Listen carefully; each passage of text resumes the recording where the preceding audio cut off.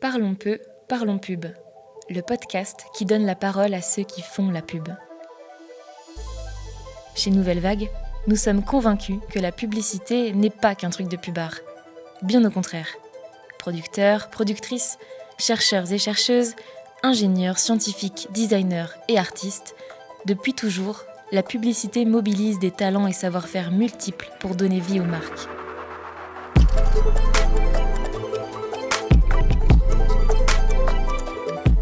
Notre équipe est allée à la rencontre de ces personnalités issues de milieux variés et parfois inattendus, pour comprendre les mécanismes et les enjeux d'une industrie qui, encore aujourd'hui, façonne notre culture. Bienvenue dans Parlons peu, parlons pub, le podcast de Nouvelle Vague, agence Brand Culture.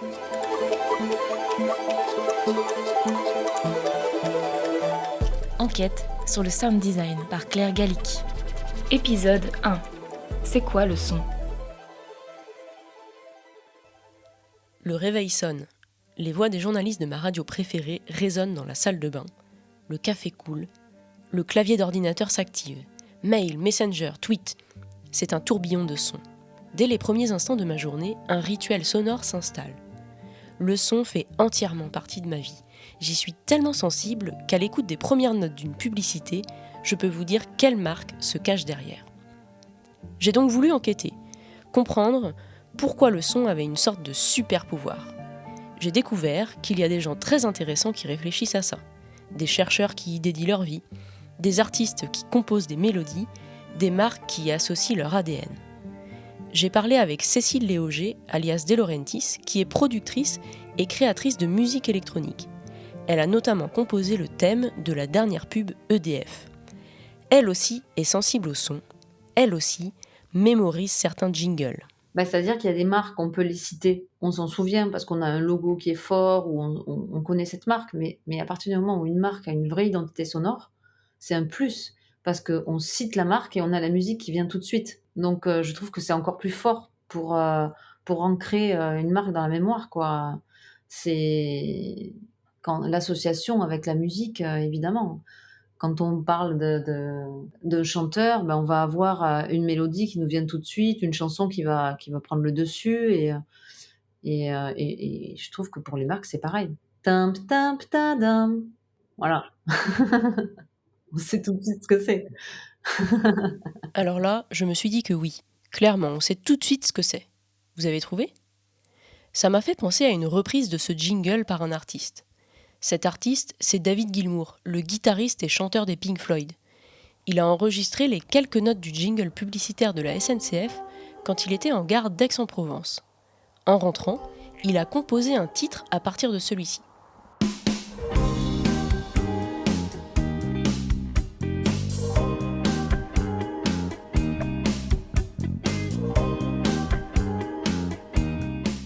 Je trouve ça fou quand même, le pouvoir de ces quelques notes. À partir de si peu, on peut être inspiré pour créer autre chose. Bon, l'histoire n'est pas toute rose, puisque j'ai lu dans un article des Inrocks que le chanteur avait été en procès avec le créateur du jingle, alors même qu'il avait eu le droit d'utilisation au départ.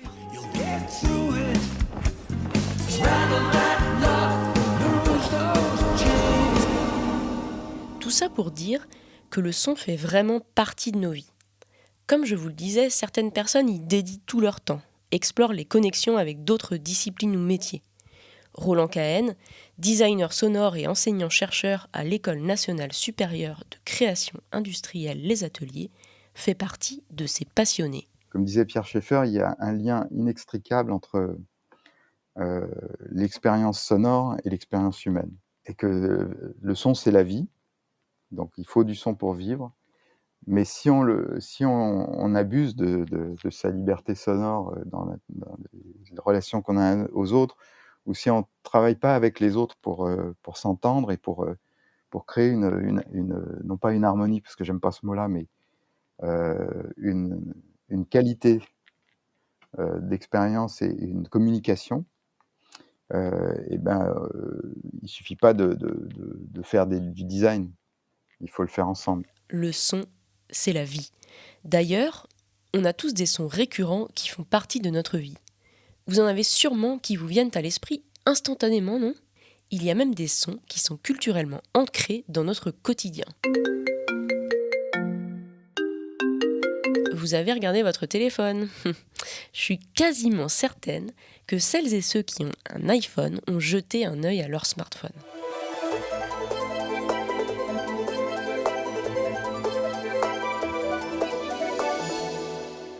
Ce qui m'intéresse particulièrement, c'est des sons qui ont un sens et qui ont une raison d'être. On retrouve Roland. C'est-à-dire que plutôt que de faire 50 sons qui sont tous bien fichus, jolis, avec un effet waouh et tout ça, il vaudrait mieux faire faire des sons qui sont reliés à des raisons d'être pertinentes.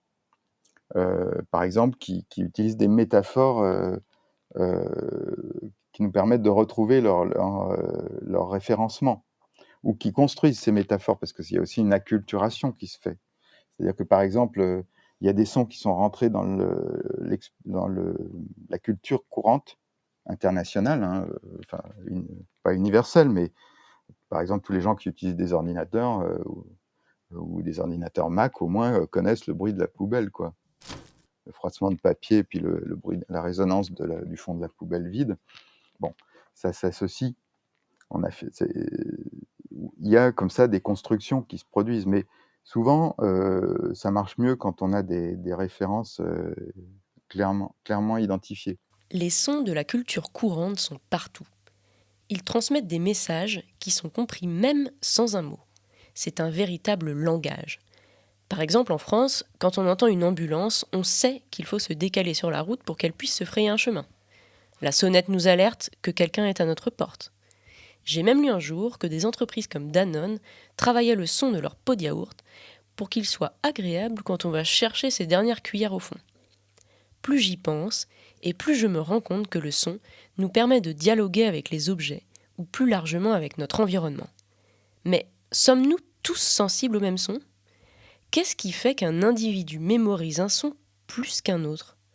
Roland Cahen prend un exemple dans le secteur de l'automobile avant de nous apporter plus de réponses. Le bruit de clignotant est un peu canonique. Au départ, c'était un mécanisme physique, un clignoteur, qui était un relais. D'abord, c'était une espèce de signal qui se levait, mais ensuite, c'est très vite devenu un relais avec commutation alternative. Clic-clac, clic-clac. Et puis ensuite, il n'y avait plus de clic-clac, c'était des puces numériques, et puis on a gardé le clic-clac, parce qu'il y a une acculturation qui s'est faite. Donc la mémorisation, en fait, elle demande du temps souvent, pour qu'elle soit partagée. Maintenant, il y a des sons dont on se souvient toute notre vie, et puis d'autres qu'on oublie à l'instant où on va entendre un nouveau son. La mémoire immédiate, par exemple, si je vous fais un bruit, par exemple, je fais « ça reste en mémoire. Jusque-là, vous l'entendez encore, vous avez la mémorisation de ce petit son, et puis petit à petit, c'est en train de s'effacer. Et surtout, si je vais me balader avec des tons qui vont se rapprocher, là, je vais noyer le poisson, en quelque sorte. Je vais faire un nuage, je vais effacer petit à petit cette tablette, cette ardoise de mémoire immédiate. Et la trace va petit à petit s'effacer, un petit peu comme la persistance rétinienne. Si la mémorisation est liée à un facteur psychologique, on peut peut-être faire un lien avec le côté émotionnel. Il y a des sons qui doivent nous impacter positivement ou négativement. Par exemple, quand je lance Netflix et que j'entends le fameux son, je suis contente car je sais que je vais regarder un film ou une série qui me plaît. J'ai même parfois l'impression que ce son, et bien d'autres dans mon entourage, est conçu pour sécréter la molécule du plaisir. J'ai nommé la dopamine. Le directeur de recherche de l'IRCAM, Patrick Susini, m'a parlé de réactions subjectives positives. En fait, on ne peut pas travailler un son dans un studio et faire abstraction de l'environnement dans lequel il va être entendu. Donc l'émotion, en fait, c'est complexe, ça va être la réaction que peut avoir ce son pour l'individu à travers l'environnement. Est-ce que ça va être harmonieux avec l'environnement ? Donc le son en lui-même, il peut être beau, mais si on le situe dans un environnement où il devient intrusif, peut-être en interaction avec les autres éléments de l'environnement sonore, il peut peut-être être même dégradé. Donc il faut qu'on tienne compte de tout ça, et c'est des qualités qui vont être traduites en termes de réaction positive de l'individu. Donc je traduirais plutôt émotion, je dirais plutôt réaction positive. C'est-à-dire acceptation du son parce qu'il est utile, ça c'est une des priorités du design, mais parce qu'il produit une réaction subjective positive. Ok, donc ça veut dire qu'un son est connecté à un environnement en particulier et qu'il est ensuite interprété par chaque individu. Collectivement, on assimile des sons, on les mémorise. Pour autant, selon les timbres des sons, on va individuellement avoir des préférences. Si en plus on prend en compte nos perceptions, le son va jouer un rôle important. Perso, j'aime pas du tout le son d'un papier glacé dans un magazine. À mon sens, ça fait un peu bas de gamme. On peut caractériser des objets de l'environnement et les percevoir, on va dire, dans une même culture de la même manière. C'est-à-dire qu'on va percevoir qu'un son est plutôt brillant, un autre plutôt rugueux, un autre plutôt rond. Ça, à peu près tout le monde, avec une petite culture commune, peut dire qu'il perçoit les choses de la même manière. De la même manière, si deux personnes ont un t-shirt, par exemple, noir et un t-shirt rouge, on va pouvoir dire qu'ils sont noirs et rouges. Après, les préférences, c'est autre chose. C'est-à-dire que, est-ce qu'on préfère le t-shirt noir ou est-ce qu'on préfère le t-shirt rouge ? Là, c'est pas aussi homogène. C'est-à-dire qu'il y aura des différences entre les populations. Donc, pour les sons, c'est pareil. Il y a des sons avec des timbres. Tout le monde les perçoit de la même manière. Mais après, il y a des gens qui vont peut-être préférer un son plutôt mat et d'autres un son plutôt brillant. D'autres un son plutôt lisse, d'autres un son plutôt rugueux. Et ça dépend aussi de l'objet qui est considéré.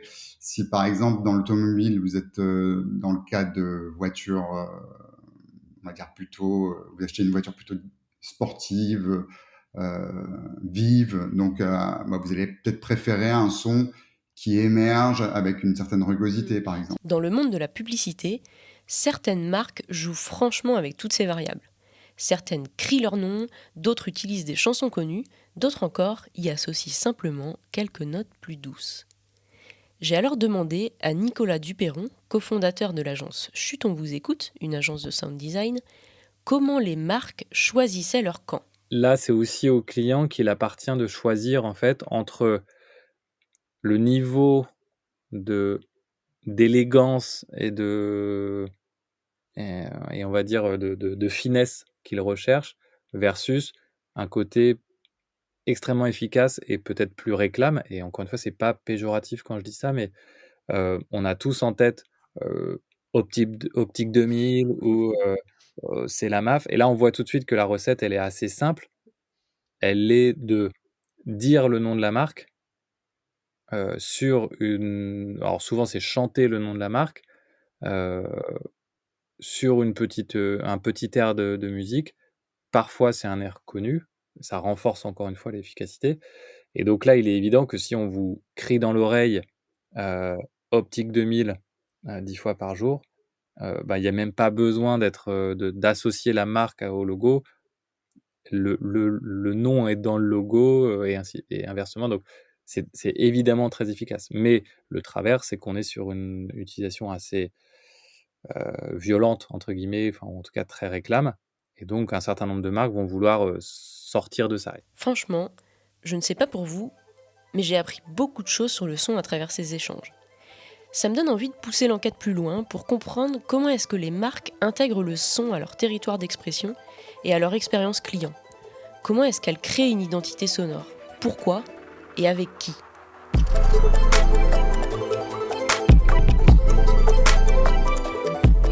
Parlons peu, parlons pub.